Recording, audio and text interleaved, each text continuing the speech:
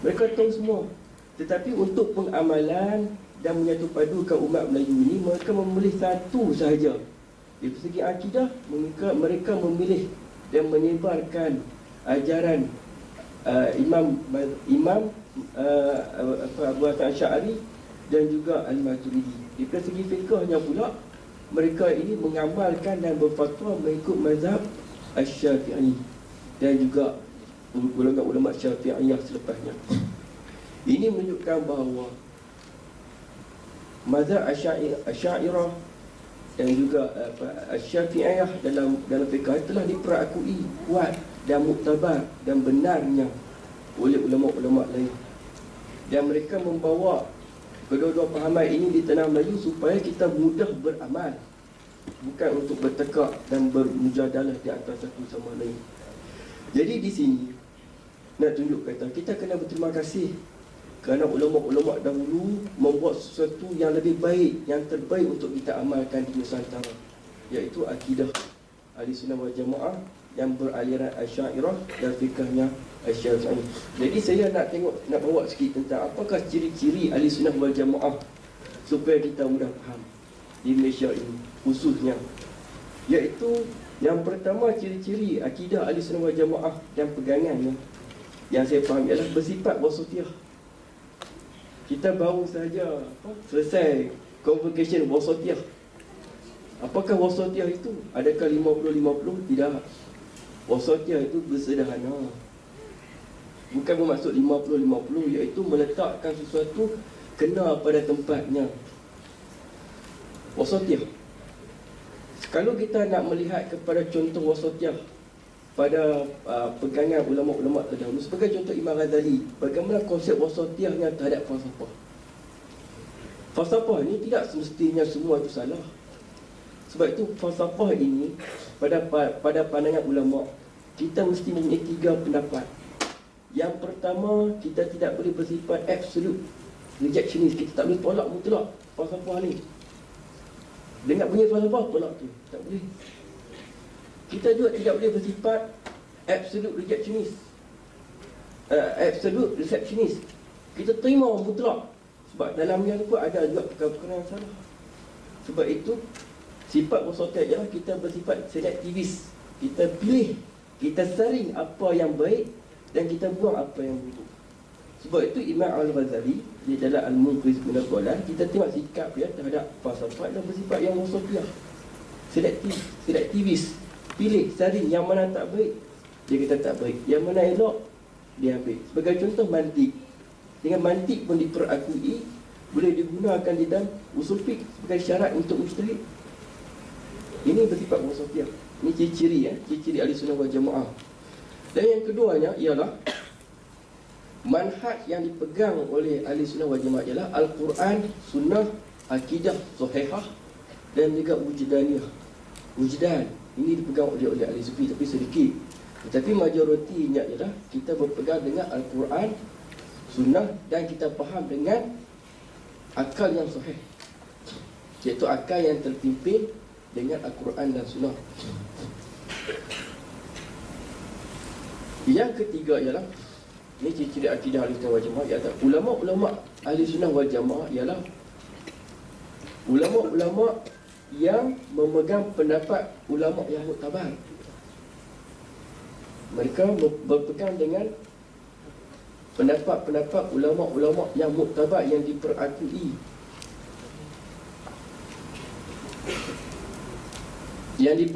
oleh ulama pada masa itu.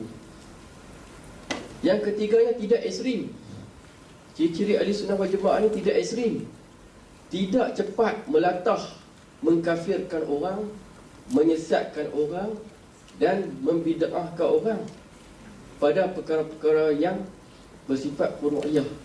Ni tak baca qunut, bid'ah. Baca tahlil sikit, bid'ah. Baca talqin sikit, bid'ah. Cukup cepat keluar daripada mulut seseorang itu seperti panah yang keluar daripada busurnya, bid'ah. Tidak. Ini di antara ciri-ciri Ahlussunnah wal Jamaah. Kecuali sarahatan, bila takwil perkara itu salah, kecuali soreh pendapat tersebut salah, dan tidak boleh takwil lagi seperti golongan-golongan mulhidun, golongan-golongan yang menolak Tuhan, yang mengatakan alam ini qadim, alam itu qadim, itu telah diiktifakkan oleh ulama boleh jatuh kafir. Begitu susah sekali ahli sunnah wal jamaah ni nak membid'ahkan orang, mengkafirkan orang dan menyesatkan orang. Ini ciri dia. Dan orang-orang yang berpegang dengan ahli sunnah wal jamaah ini ialah orang-orang yang sifatnya lebih bersifat keterbukaan tetapi berprinsip. Keterbukaan dan berprinsip, dan saling hormat menghormati. Jadi kalau kita lihat ciri inilah di antara beberapa ciri yang saya nampak adalah ciri-ciri ahli sunnah wal jamaah. Dan ahli sunnah wal jamaah ni dia kebanyakannya berpegang dengan majoriti pendapat ulama. Dia tidak pegang dengan pendapat-pendapat yang syaz, yang pelik-pelik, yang tidak diperakui oleh ulama-ulama muktabar.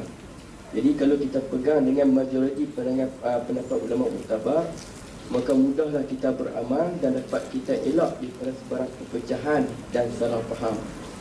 Jadi itulah sebuah sedikit yang saya boleh ceritakan kepada saudara-saudara dan saudari bahawa perkembangan ahli sunnah wal jamaah di Malaysia ini adalah berdasarkan kepada ijtihad dan juga peranan kebijaksanaan ulama-ulama kita terdahulu yang membawa satu pegangan yang telah kuat, kejap, kemas untuk diamalkan dan dipahami supaya kita ini tidak terjatuh ke dalam lembah syirik dan kesesatan.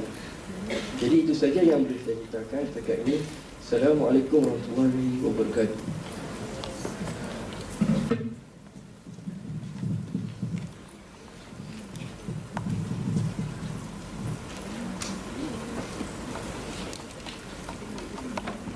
Waalaikumsalam warahmatullahi wabarakatuh. Jadi berakhirnya pusingan pertama. Jadi jelas pada kita tentang perjalanan perkembangan ahli sunnah wal jamaah khususnya di negara kita. Dan kita dapat mengetahui bahawa ulama-ulama yang terdahulu mereka cukup mahir dalam ilmunya terhadap suatu perkara. Kemudian dengan sifat tawadhu' dan wasatiyahnya, bagaimana membawakan amalannya sampai ke negara kita. Jadi berbalik kepada ahli panel yang pertama, Profesor Syamsul, tadi disebutkan tentang pengamalan konsep wasatiyah dalam pengamalan suatu amalan. Jadi soalan saya, bolehkah Profesor, Doktor menceritakan ataupun ceritakan sedikit tentang apakah yang dimasukkan dengan konsep wasatiyah dalam amalan ahli sunnah wal jamaah.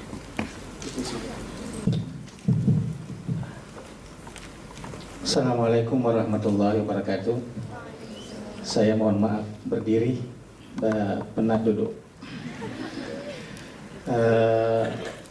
Konsep wasatiyah yang sedang hangat ya diperbincangkan di Malaysia sekarang ini, yang tentunya ada kaitan dengan ahli sunnah wal jamaah.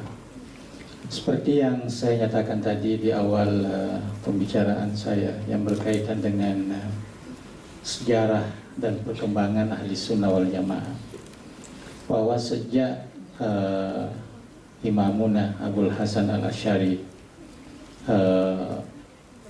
berhasil untuk mengetengahkan konsep ahli sunnah wal jamaah yang berasaskan dengan wasatiyah sejak kurun keempat hijrah hingga sekarang ini, itu nampak bahwa ajaran ahli sunnah wal jamaah telah tersebar luas.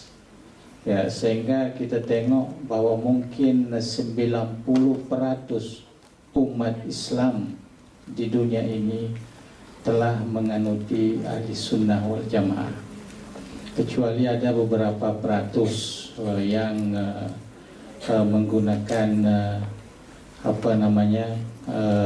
manhaj Syiah ya sekarang ini dan manhaj ibadiyah. Ya, jadi itu yang sedikit jumlah atau bilangannya. Jadi selain daripada Syiah yang terbagi dua sekarang ini, itu Syiah Imamiyah, Isnai Asyariyah, dan juga Syiah Zaidiyah, yaitu di Iran dan di Yaman. Begitu juga mazhab Ibaziyah, Khawarij yang ada di Oman sekarang menjadi satu manhaj rasmi negara itu tak terlalu ramai. Jadi selain daripada itu adalah ahli sunnah wal jamaah. Saya tak mengatakan bahwa adakah golongan yang mengatakan dirinya sekarang ini salafiyah bukan ahli sunnah, tidak. Ya, mereka ini adalah golongan ahli sunnah wal jamaah juga. Cuma berbeza dengan pendekatan Imam Asy'ari dari sudut pemahaman akidah. Berdasarkan dengan Dr. Yusuf tadi, mereka menggunakan konsep yang banyak ditemukan oleh Al-Imam Ibn Taimiyah, sementara kita menggunakan konsep yang dikemukakan oleh Abu Hasan Asy'ari. Cuma apa masalahnya? Masalahnya sekarang ada sementara masyarakat ataupun sekolah, orang yang pandai bijak ini, yang seakan-akan berusaha untuk mengeluarkan konsep al-Asy'ariyah daripada ahli sunnah wal jamaah. Nah, itu yang membingungkan, ya, sebab sudah berpuluh-puluh abad kurun ini konsep Asy'ariyah dan Maturidiyah ini sudah dikenali sebagai yang mumassil, yang membawakan konsep ahli sunnah wal jamaah. Jadi kalau ada lagi segelintir yang saya katakan tadi yang mengatakan, sebab yang dikatakan tadi golongan Hanabilah yang kecil itu, yang sudah yang nak dihidupkan kembali oleh golongan pemikiran Ibn Taimiyah, kemudian diwariskan kepada muridnya Ibnu Qayyim. Tapi bagi saya setelah melihat buku-bukunya, sebenarnya Ibnu Taimiyah dia tak berkembang pemikirannya sekiranya tidak ada Ibnu Qayyim al-Jauziyah. Ya, sebab Ibnu Taimiyah dia tak banyak menghasilkan karya kecuali fatwanya itu.